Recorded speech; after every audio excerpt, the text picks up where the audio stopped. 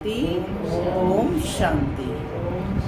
आज 9 अक्टूबर 2023 बाबा की मुरली में आज बाबा ने बताया कि माता पिता की दुआएं उन बच्चों को मिलती हैं जो आज्ञाकारी होते हैं। तो हमें सदैव माता पिता का ध्यान रखना है, चाहे लौकिक माता पिता चाहे पारलौकिक माता पिता। माता पिता सदैव अपने बच्चों को दुआएं देते हैं, आशीर्वाद देते हैं। और बाबा कहते कि संतुष्टता रूपी गुण धन है, ये गुण धन है। तो वर्तमान समय में इस गुण को अपनाओ अपने जीवन में और मालामाल बनो। ओम शांति। सुनते हैं बाबा की मधुर मुरली, बाबा के महावाक्य। मीठे बच्चे जितना याद में रहेंगे, पवित्र बनेंगे, उतना पारलौकिक माता पिता की दुआएं मिलेंगी। दुआएं मिलने से तुम सदा सुखी बन जाएंगे। प्रश्न: बाप सभी बच्चों को कौन सी राय देकर कुकर्मों से बचाते हैं? बाबा राय देते, बच्चे तुम्हारे पास जो भी धन दौलत आदि है वह सब अपने पास रखो, लेकिन ट्रस्टी होकर चलो। तुम कहते आए हो, हे भगवान यह सब कुछ आपका है। भगवान ने बच्चा दिया, धन दौलत दिया। अब भगवान कहते हैं इन सब से बुद्धि योग निकाल, तुम ट्रस्टी होकर रहो, श्रीमत पर चलो, तो कोई भी कुकर्म नहीं होगा, तुम श्रेष्ठ बन जाएंगे। गीत चला, ले लो दुआएं माँ बाप की, सर से गठरी उतरे बाप की। ओम शांति। जो बच्चे कहते हैं हमारा मुख नहीं चलता है, समझा नहीं सकते हैं, उन्हें सेंटर की ब्राह्मणियाँ कैसे सिखलाएं? यह शिव बाबा समझाते हैं। चित्रों पर समझाना तो बहुत सहज है, छोटे बच्चों को चित्र दिखलाकर समझाना पड़े ना। बाबा बता रहे हैं कि कैसे हम दूसरी आत्माओं का भी कल्याण कर सकते हैं, यानी सेवा का कार्य कर सकते हैं। ऐसे नहीं कि क्लास में सब आकर बैठें और तुमने मुरली शुरू कर ली, नहीं। क्या करना है पहले? यह तो हड्डी यानी जिगरी बैठ समझाना चाहिए। बच्चों ने गीत तो सुना, रोतासबेन क्या गीत था? हाँ, ले लो दुआएं माँ बाप की, सर से गठरी उतरे बाप की। दुनियावी गीत है ना ये। तो बच्चों ने गीत तो सुना कि एक है पारलौकिक माता पिता जिसको याद करते रहते हैं। तुम माता पिता हम बालक तेरे, तुम्हारी कृपा से सुख घनेरे। वह है सृष्टि का रचयिता, जिसके बारे में ये कहा जाता है वह है सृष्टि का रचयिता। माता पिता जरूर स्वर्ग ही रचेंगे। सतयुग में स्वर्गवासी बच्चे होते हैं, यहाँ के माता पिता खुद ही नरकवासी हैं, तो बच्चे भी नरकवासी ही पैदा करेंगे। गीत में कहा है ले लो दुआएं माँ बाप की। तुम जानते हो इस समय के माँ बाप तो दुआएं नहीं देते, स्वर्गवासी दुआ करते हैं, जो दुआ फिर आधा कल्प चलती है, फिर आधा कल्प बाद श्रापित हो जाते हैं। खुद भी पतित बनते तो बच्चों को भी बनाते। इसीलिए बाबा ने कहा कि वर्तमान माता पिता दुआएं नहीं दे सकते हैं, क्योंकि खुद भी पतित बनते तो बच्चों को भी बनाते हैं। उसे आशीर्वाद तो नहीं कहेंगे। बहुत समझने की बात है। श्राप देते देते भारतवासी श्रापित हो गए। कितना दुख है। इसलिए माता पिता को याद करते हैं। अभी वे माता पिता दुआएं कर रहे हैं, पढ़ाकर पतित से पावन बना रहे हैं। कौन बना रहे हैं? शिव बाबा, परम पिता शिव परमात्मा, जो सबके माता पिता हैं। तो पढ़ाकर पतित से पावन बना रहे हैं। यहाँ है आसुरी संप्रदाय, रावण राज्य, वहाँ है दैवी संप्रदाय, राम राज्य। रावण का जन्म भी भारत में है। शिव बाबा जिसको राम कहते हैं उनका जन्म भी भारत में है। तुम वाम मार्ग में जाते हो तो भारत में रावण राज्य शुरू होता है। तो भारत को ही राम परम पिता परमात्मा आकर पतित से पावन बनाते हैं। रावण आते हैं तो मनुष्य पतित बनते हैं। गाते भी हैं राम गयो रावण गयो, जिनका बहु परिवार है। राम का परिवार तो बहुत छोटा है और सब धर्म खत्म हो जाते हैं, सबका विनाश हो जाता है, बाकी तुम देवी देवताएं रहेंगे। तुम अभी जो ब्राह्मण बने हो वही ट्रांसफ़र होंगे सतयुग में। तो अब तुमको माँ बाप की दुआएं मिल रही हैं। माँ बाप तुमको स्वर्ग का मालिक बनाते हैं, वहाँ तो सुख ही सुख है।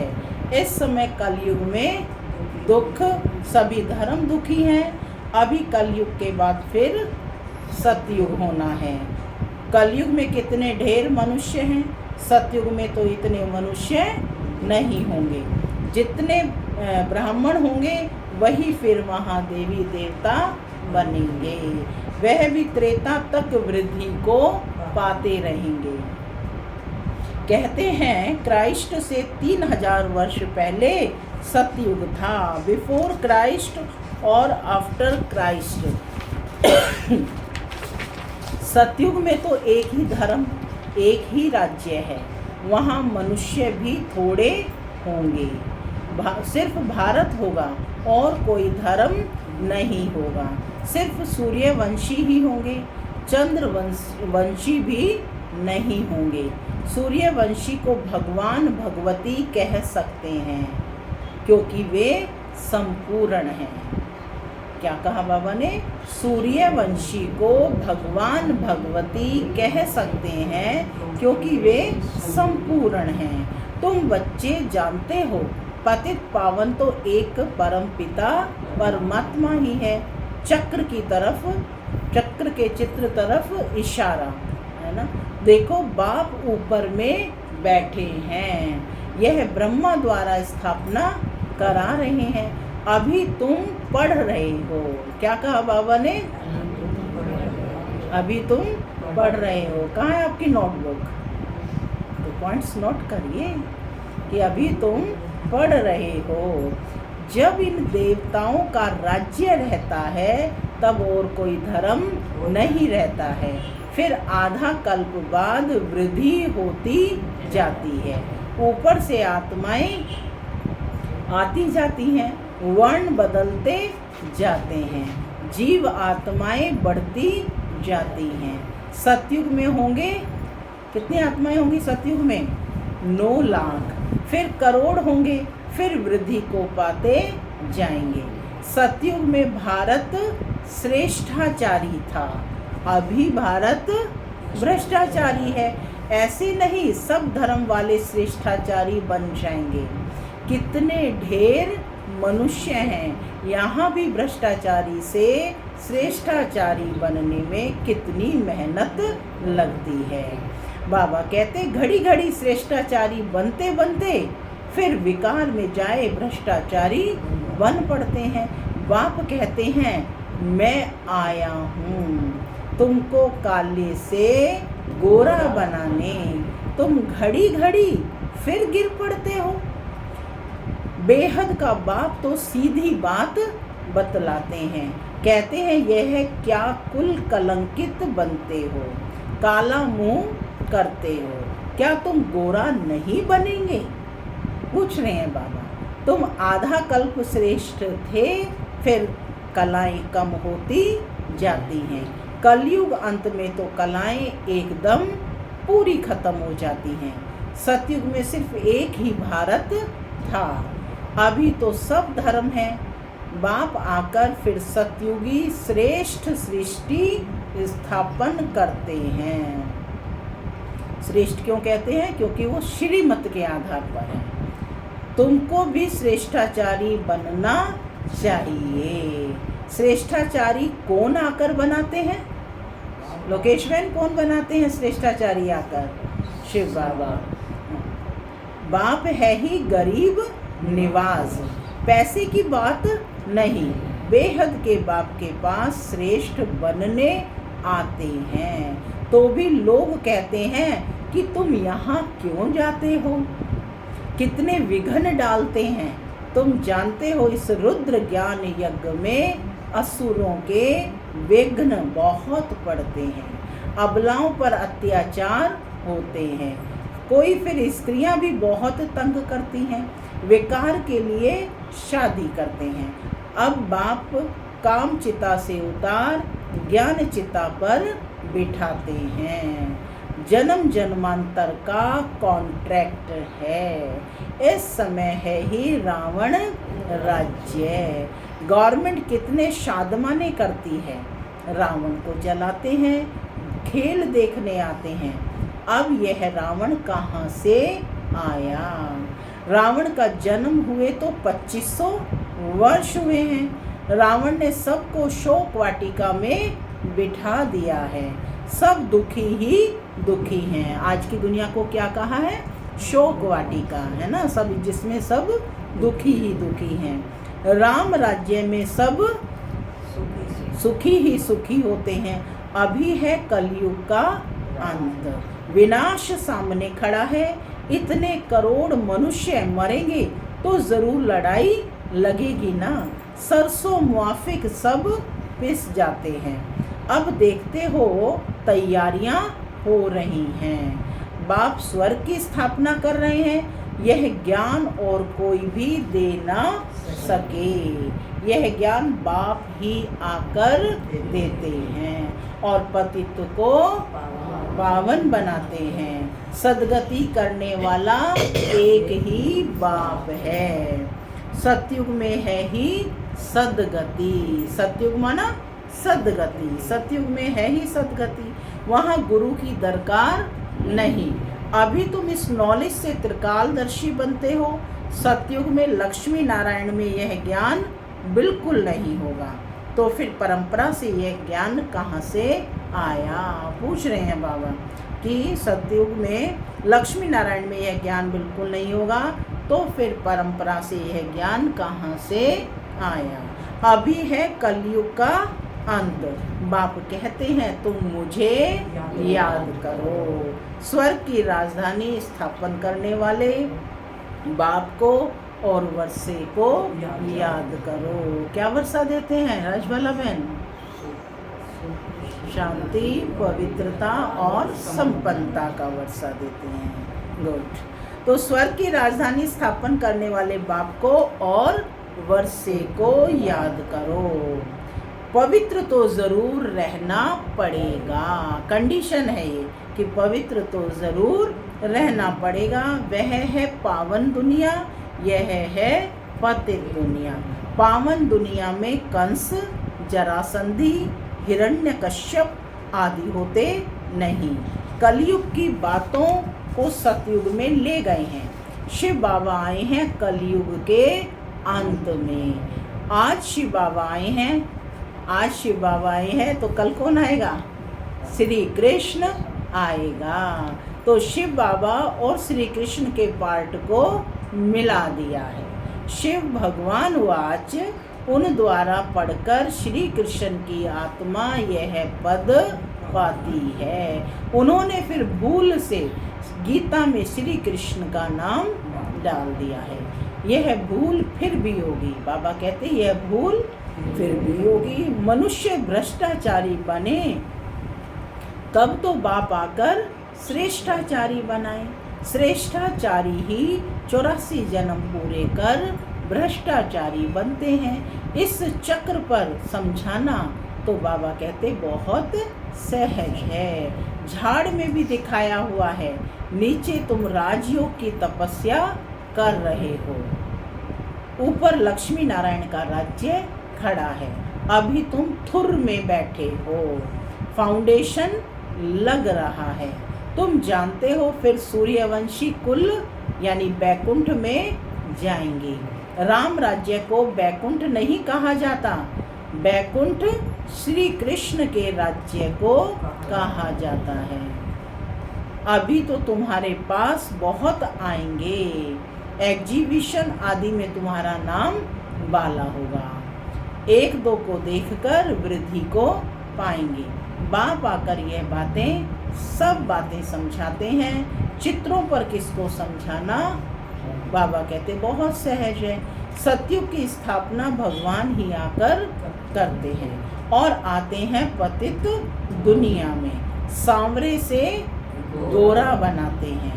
तुम श्री कृष्ण की राजधानी की वंशावली भी हो और प्रजा भी हो। बाप अच्छी रीति समझाते हैं। निराकार शिव बाबा आत्माओं को बैठ समझाते हैं कि आप मुझे याद करो। यह है रूहानी यात्रा। हे आत्माएं, तुम अपने शांति धाम निर्वाण धाम को याद करो तो स्वर्ग का वर्षा मिलेगा। अभी तुम संगम पर बैठे हो। बाप कहते हैं मुझे और अपने वर्षे को याद करो तो तुम यहाँ स्वर्ग में आ जाएंगे।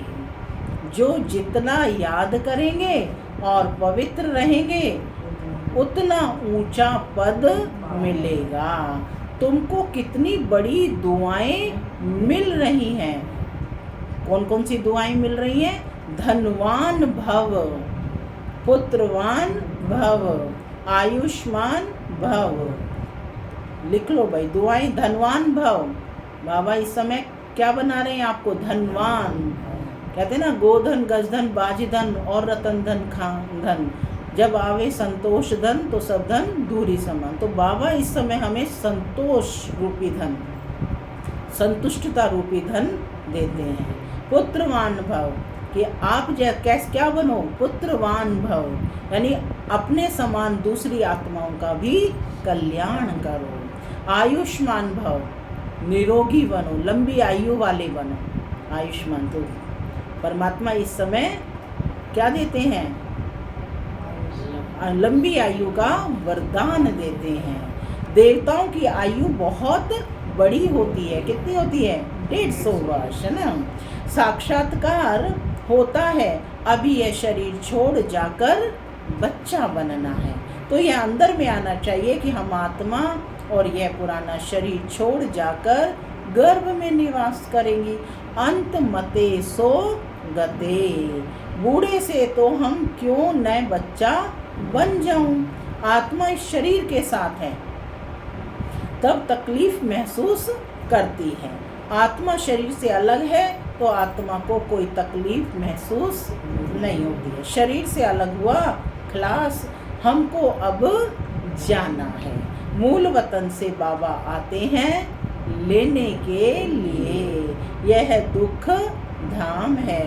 अभी हम जाएंगे मुक्ति धाम। कहाँ जाएंगे? मुक्ति धाम। बाप कहते हैं सबको मुक्ति धाम ले जाता हूँ। जो भी धर्म वाले हैं सबको मुक्ति धाम जाना है। वह पुरुषार्थ भी मुक्ति में जाने के लिए करते हैं। बाप कहते हैं मुझे याद करो तो मेरे पास आ जाएंगे। बाबा को याद कर भोजन खाओ तो तुमको ताकत मिलेगी। अशरीरी होकर तुम पैदल आबू रोड तक चले जाओ, कभी तुमको कुछ भी थकावट नहीं होगी। बाबा शुरू में यह प्रैक्टिस कराते थे, माने ब्रह्मा बाबा शुरू में यह प्रैक्टिस कराते थे। बहुत माताएं जो हैं दूर दूर तक सामान को लेकर आती थी। कई चित्र है ना हिस्ट्री हॉल में आपने देखे होंगे। तो बाबा शुरू में यह प्रैक्टिस कराते थे। समझते थे कि हम आत्मा हैं। बहुत हल्के होकर पैदल चले जाते थे। कुछ भी थकावट नहीं होती थी। शरीर बगैर तुम आत्मा तो सेकंड में बाबा के पास पहुंच सकती हो। यहाँ एक शरीर छोड़ा, सेकंड में जाकर लंदन में जन्म लेते हैं। आत्मा जैसी तीखी और कोई चीज होती नहीं। तो अब बाप कहते हैं बच्चे हम तुमको लेने के लिए आए हैं, अब मुझ बाप को याद करो। अभी तुमको प्रैक्टिकल में बेहद के पारलौकिक बाप की दुआएं मिल रही हैं। बाप बच्चों को श्रेष्ठ श्रेष्ठ मत दे रही हैं। धन दौलत आदि सब तुम अपने पास रखो। क्या कहते बाबा? धन दौलत आदि सब तुम अपने पास रखो, सिर्फ ट्रस्टी होकर संभालो, माना निमित्त बनकर संभालो। तुम कहते भी आए हो हे भगवान यह सब कुछ आपका है। भक्ति मार्ग में कहते हैं ना कि तन मन धन सब कुछ तेरा, तेरा तुझको अर्पण किया। तो बाबा कहते इस समय अब सब कुछ अपना देने का प्रैक्टिकल में समय है। और बाबा कहते निमित्त बनकर के तुम्हें सब कुछ संभालना है, ये तन भी, ये मन भी, ये धन भी, ठीक है ना। तो भगवान ने बच्चा दिया, भगवान ने ये धन दौलत दिया। अच्छा, फिर भगवान आकर कहते हैं इन सब से बुद्धि योग निकाल, तुम ट्रस्टी होकर चलो, श्रीमत पर चलो। तो बाप को मालूम पड़ेगा तुम कोई कुकर्म तो नहीं करते हो, श्रीमत पर चलने से ही तुम श्रेष्ठ बनेंगे। आसुरी मत पर चलने से तुम भ्रष्ट बने हो। आधा कल तुमको भ्रष्ट बनने में लगा है, 16 कला से फिर 14 कला बनते हो, फिर धीरे धीरे कलाएं कम होती जाती हैं। तो इसमें टाइम लगता है ना। अच्छा, मीठे मीठे सिक्की लदे बच्चों प्रति पिता बाप दादा का याद प्यार और गुड मॉर्निंग। रूहानी बाप की रूहानी बच्चों को हम रूहानी बच्चों की रूहानी मात पिता बाप दादा को याद प्यार, मॉर्निंग और नमस्ते नमस्ते सदा।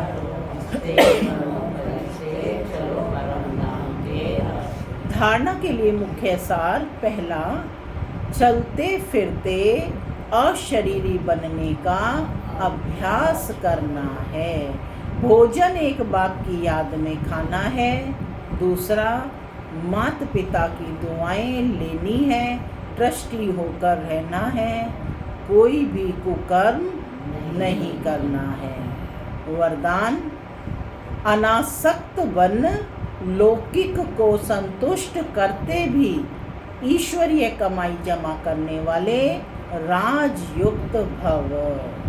अनासक्त बन लौकिक को संतुष्ट करते भी ईश्वरीय कमाई जमा करने वाले राजयुक्त भव। कई बच्चे लौकिक कार्य, लौकिक प्रवृत्ति, लौकिक संबंध संपर्क निभाते हुए अपनी विशाल बुद्धि से सबको संतुष्ट भी करते और ईश्वरीय कमाई का राज जानते हुए विशेष हिस्सा भी निकाल लेते। ऐसे एक नामी और एका नामी वाले अनासक्त बच्चे हैं जो सर्व खजाने समय, खजाने कौन कौन से हैं? सर्व खजाने, समय, शक्तियाँ और स्थूल धन को लौकिक से एकानामी कर अलौकिक कार्य में फ्राक दिल से लगाते हैं।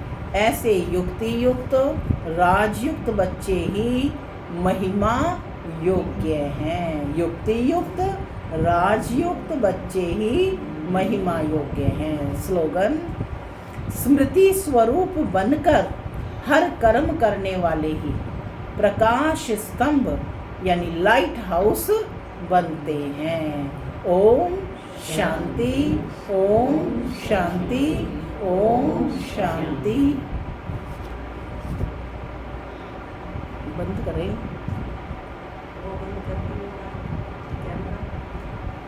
अरे हाथ लगा के बोलो ना। क्या